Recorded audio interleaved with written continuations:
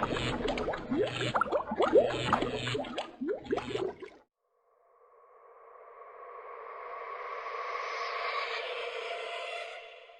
guys, Freaky Finance here. Last week we looked at Qtech, a growing Chinese technology play, and this week we're going to look at DUFRY, which some of you guys might know as a Switzerland duty-free play. One of the few actual plays in duty-free.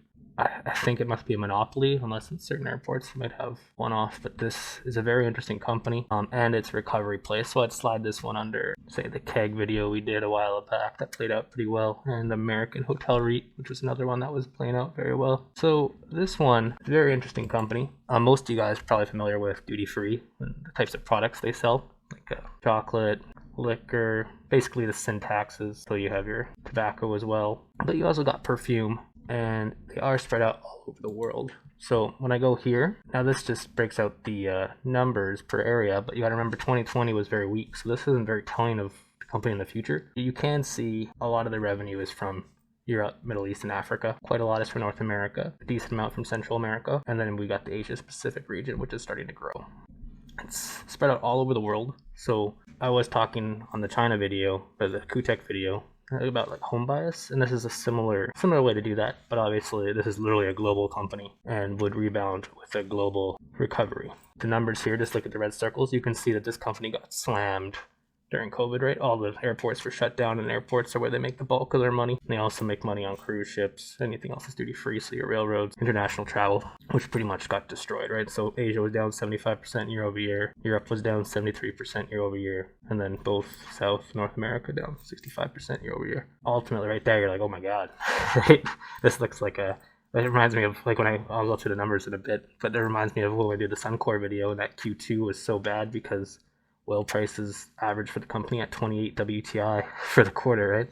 It reminds me of that, where the revenue just got destroyed. But this was for a full year, not just one quarter. So the numbers won't look good, but it's very interesting on a recovery play. It's probably like the ultimate recovery play, really, that no one really thinks about, because they just think of the physical airplanes or the physical cruise lines, but they don't see this little guy that makes money for the people that actually use it everywhere they go. So their brands, they got quite a few. So World Duty Free is probably most well known. To me, because I'm in North America, Hudson's is one that they took over during COVID. So, which I think was a smart acquisition, basically taking advantage of the pandemic, right? This helps break down like their product categories. So you got food and perfumes being quite a lot. That's 50% of their 2020. Wine and spirits, luxury goods is also up there. And you got your cartons of cigarettes and then a little bit of electronics and literature. But primarily 5 key categories, and 2 being the largest. But you can see all of them got smacked pretty good, right? So as we reopen, you'd expect a lot of these sales to come back in all these various areas as international travel picks up. So I'm going pretty quick here because I got a lot of stuff to talk about. So I already kind of talked about the channels for sales. Airports are 86% of 2020 sales. You can see they also have some sales in railway stations, border, downtown hotel shops, and cruise lines and seaports. So, but primarily an airport play. And a lot of people don't seem to associate, when they think recovery, they don't seem to think about duty free, right? So I think this one's kind of like a hidden gem. Let's jump into the numbers real quick. So for this one, I wanted to do 3 years because 2020 was really a disaster year, right? Because the pandemic, world shutdown. So you can see revenue was actually growing into the pandemic. Not a crazy amount, but I mean, that was $200 million year over year. And then they got destroyed. The revenue down about 70%. You can see that in the gross margin dollars, down $4 billion year over year. Now, one of the things that's interesting, I pointed out here, is in 2019, you can see lease expenses. They were down about $1.1 billion. But you're going to notice that depreciation was up, let's say the same, $1.1 billion. And we'll talk about this treatment in a second and what it means. But basically, they put the fixed part, so the minimum guaranteed amount that they agreed with on a contract by contract basis for each airport, the minimum amount that they had to pay, they called it like the fixed part. And so they put that in the depreciation and they amortize it over the contract life. So it's kind of misleading. Like you think, oh my God, they saved $1 billion. Lease expenses, really they just moved it. So it's accounting treatment change. And I've never seen, well, since I started this channel, I've never seen one where it was this stark of a difference, moving $1 billion. And it does influence the numbers, and we'll talk about that in a bit. And you can see COVID, they actually get some recovery. Personal expenses were cut pretty hard during COVID. And then I'll talk about some of this is actually going to be permanent, which is a good thing going forward for the company. So basically making the hard decisions during COVID and management doing what it can to survive, right? They cut a lot of costs out, and they say about $250 million and this personal expense line is going to be permanent. With 4 billion less in gross margin dollars, you're not going to have a positive operating margin. You can see that swing right here of 3 billion, and that trickles down to the bottom line. Pretty much COVID shut down everything, company got slammed, right? And the share price got slammed as a result. And it's starting to come back with most recovery plays, but this one I think got quite a bit of room to go. Now I should say, I always forget to do that at the beginning, I do own this one as well. I'm in at 688, so not great relative to the year range, but I think over time this is going to be a steal, right? This is the American ADR, and all these numbers are in Swiss francs, including the share price. So you can see here, the Swiss franc pretty much getting it half off. Starting at the very beginning of 2018, the stock's was in decline before COVID. This stock was around 140 bucks, right?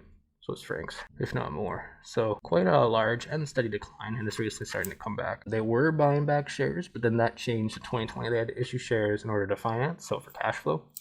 Because when your income goes down 70% in a year, or your revenue rather, you got to finance that somehow.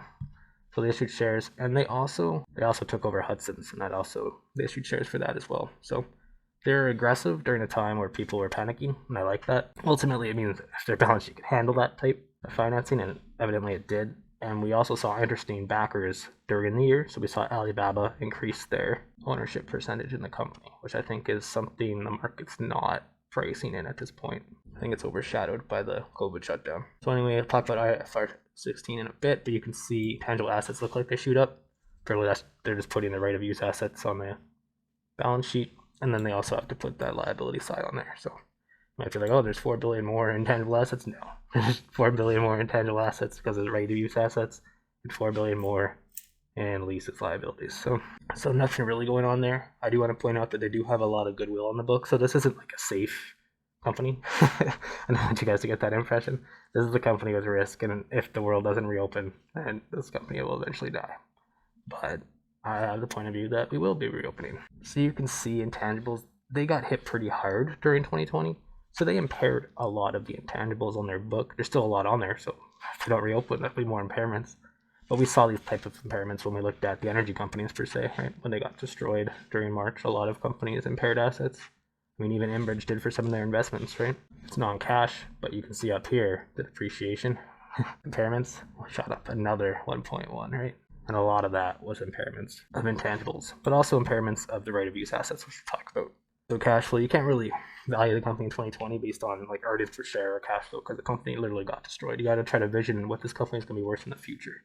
Margin did get smoked, and they'll talk about, I'll bring that up on their little transcript. Basically, of that 600 basis points, 6% decrease, 3.5% was from obsolete inventory and liquidation of inventory. So when some of your goods have expiry dates, like food, you got to get rid of them, right? So you either sell them at really cheap prices or you literally have to write them off. That's a part of it right here. And I think analysts may not understand that that's probably going to come back, or I expect it to come back anyway. Lease expenses, this is misleading. That's how I was like, what's going on with lease expenses, right? When I saw them go down $1 billion, but then I saw depreciation go up $1 billion. That's it's the accounting treatment. So nothing special going on there.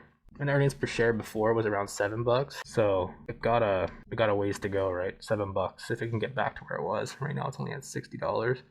You're getting less than 10 times future earnings at this price, right? And that assumes that the earnings just hit 2019 levels again. So anyway, it looks scary to invest in based on, 2020 numbers. But you got to try to picture this in the future. They did cut $400 million of cost.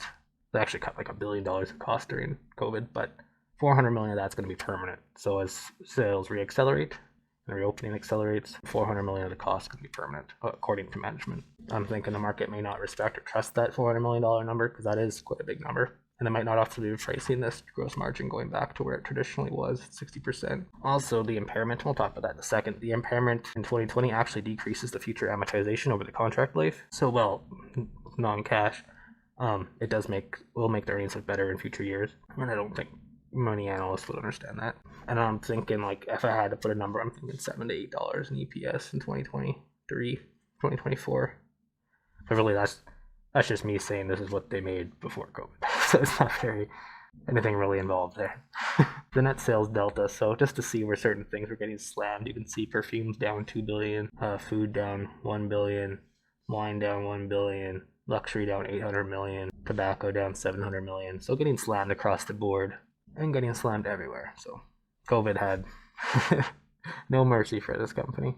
The lease expenses, this is the interesting part. You can see right here they say that there's a fixed minimal guaranteed amount, they call the MAG, and they just amortize that over the contract life. Then they have the variable part, which went down quite a bit because sales were down quite a bit, and they did get a relief during 2020. But again, so lease expenses will come back with the sales, so just view that as a variable expense. Personal expenses, so this was interesting. So 285 million of the 400 million is actual permanent.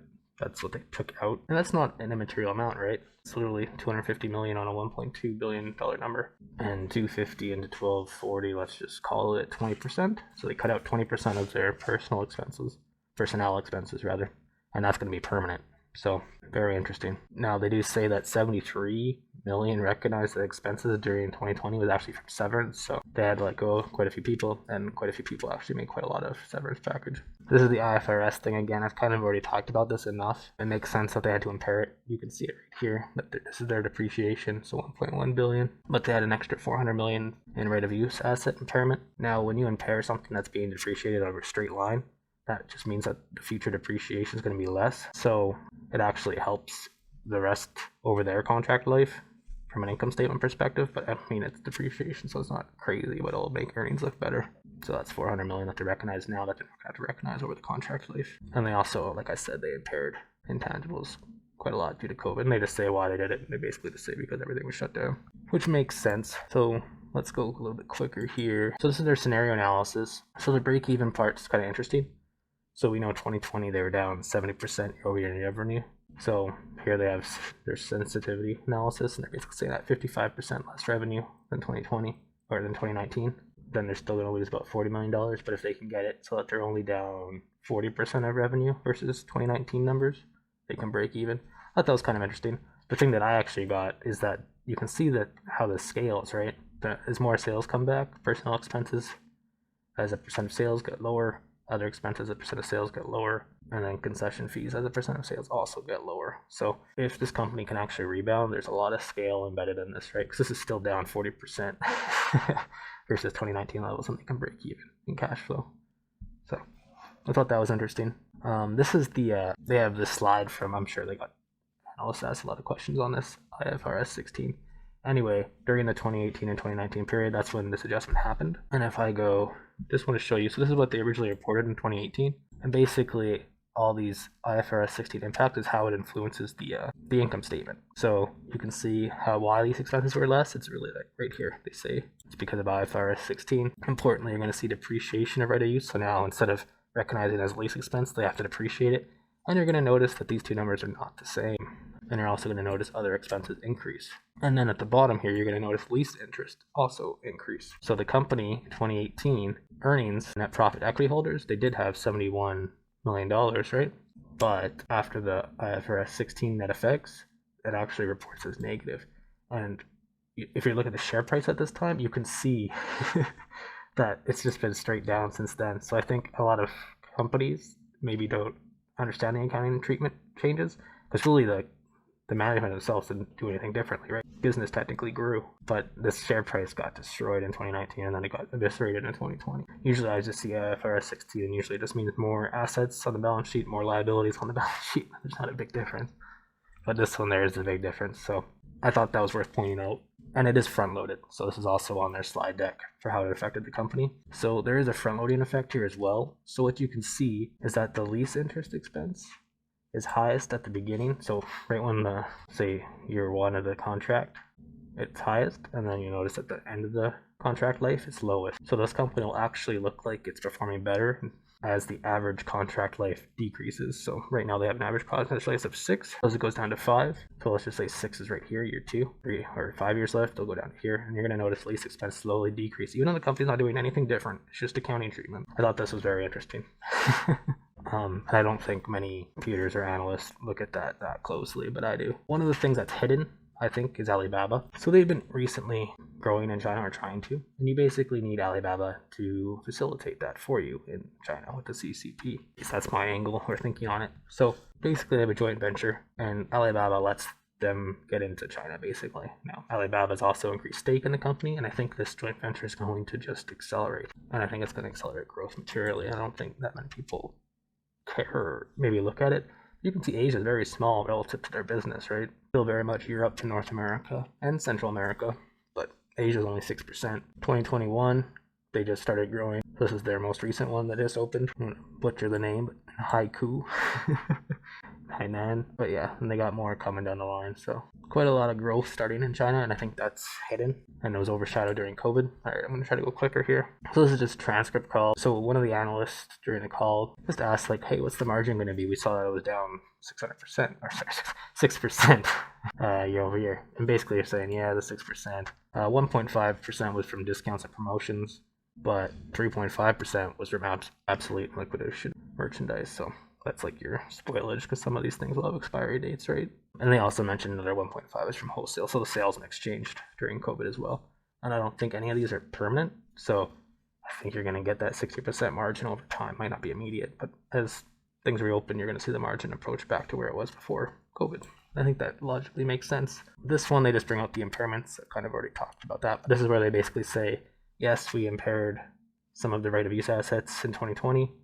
And that just means that the depreciation part in the future periods of the lease term is going to be less as well. This one is where they get that 400 million in sustainable savings, and they break out 285, so I only thought 250, but it's 285 million for personal expenses and 150 for other. So that's quite a bit, right? Like I said, that's 20% of their personnel savings.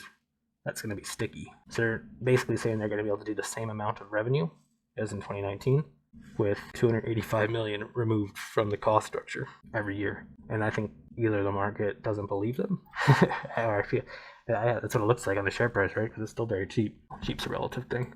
But you can see here what I mean. Like, this company got destroyed during COVID, starting to recover. It's still down 50%.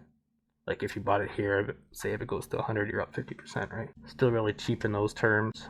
You can see since the accounting adjustment, let's just say 2018, you can see it going steadily down. Even though technically revenue was higher in 2019, which should see more scale, it just went steadily down during 2018 and then again during 2019. And then you have the COVID shutdown where it just spikes right down, going from basically 82 down to 29s, 24s. Now we're back up 65. So when you look at this, you can see, well, the company was at one point hit 170, right? And we're at 65 Swiss francs, so, or 60 Swiss francs. So this thing, if it can recover, this could be more than just a 50%, right? This could be 100%, maybe even more, if it can actually grow in China. So it's a very interesting recovery play. It's not one that many people probably understand or follow. And if you look at the income statements, it looks like it's all over the place. It doesn't look very good, actually. So I can see why a lot of people may not care. But I think this is it's a recovery play that's sitting right in front of people. No one's thinking about it. So I thought this was very interesting. Shareholder structure, just to finish, fairly diversified, but I do want to point out up here that again, you got quite a bit of China influence. So this includes the Alibaba group, but that's only 6% of the 17. So don't want to think that they own 17%. But so there are some big players. You have the state of Qatar, but overall fairly split. But then you have a slow, steady increase from Alibaba, which I like. So what am I thinking? Well, I already showed you guys that I own it at around $6.80 or $6.80 on the DUFRY stock ticker for the ADR. I guess my final thoughts for this one, like, there's going to be some pent-up demand in leisure globally, leisure travel. I think we're already starting to saw it with spring break, even though we're not all vaccinated yet. Kind of jumping in kind of little, and maybe we'll have this third wave variant that people were freaking out about. I kind of had the optimistic view that we're going to get vaccinated and get reopened. The company, I didn't really talk about this, but it's also, one, it's growing in China, and two, it's also trying to expand the luxury. I think that's also going to be a source of strength for this company in the future years. I think that 400 million in cost savings is sticky, and it's going to start showing up in the numbers as we reopen and sales come back and the scale starts showing. It's kind of nice when we have this COVID slam, because we can see what the company was doing ahead of before time, and we can see how they responded during COVID, right? They did what they could. They cut costs and they took action. Like, they grew into Hudson's and they shored up. They got enough financing from the equity markets to stomach the storm. So I think all the decisions management made are prudent. I think Alibaba's growing influence on the company will also be good for growth in China. And it's a way to play a global recovery, literally, right? They have stores all over the world and all these airports everywhere. Now, it's not going to shoot back immediately, but I think this is going to be like a steady year-over-year recovery play, right? You get the airports starting to open. Eventually, you're going to get the cruise ships, which is another little bit of percent, right? So I'll slowly just keep getting better every quarter, which is kind of a unique place to be in for this company. And at these prices, like they're kind of just pricing and getting back to 2019 levels. And if they can penetrate China, which is a big if, they are gonna start growing and crush some numbers. Like especially now that China's only Asia's only 6% of their sales. I mean, you look at the population real quick, and you're gonna say, okay, like it could be like a 20% of the company or something in Asia at some point, not too far from now. And I think this is a way to play like a proxy on China growth as well. So very interesting company. I'd like to know your thoughts on it. I know I went a little bit heavy into the accounting details, but I think it's important to bring up because I think it helps explain why the company was declining in 2018 and 2019, even though the company was still growing in revenue terms. And a lot of it has to do with the accounting treatment. And then obviously 2020 because fundamental destroying value because the world shut down. If you believe in a global recovery, I think this is a place to park it. Let me just show you how this company, you saw the same thing during the financial crisis, right? This company got destroyed. You see the low during March 2019, like under 20 bucks, and then all of a sudden, 2 years later, less than that, you're at 125, and the pullback in Europe during 2011, and then you're right back up there to 150, right? So and the company has been growing, like it's not like their numbers are worse than 2013, right? And now they just cut 400 million less in cost permanently. I think this is going to be a good one for a global recovery play, and that's why I own it. But yeah, I'd like to know your thoughts, and have a great weekend.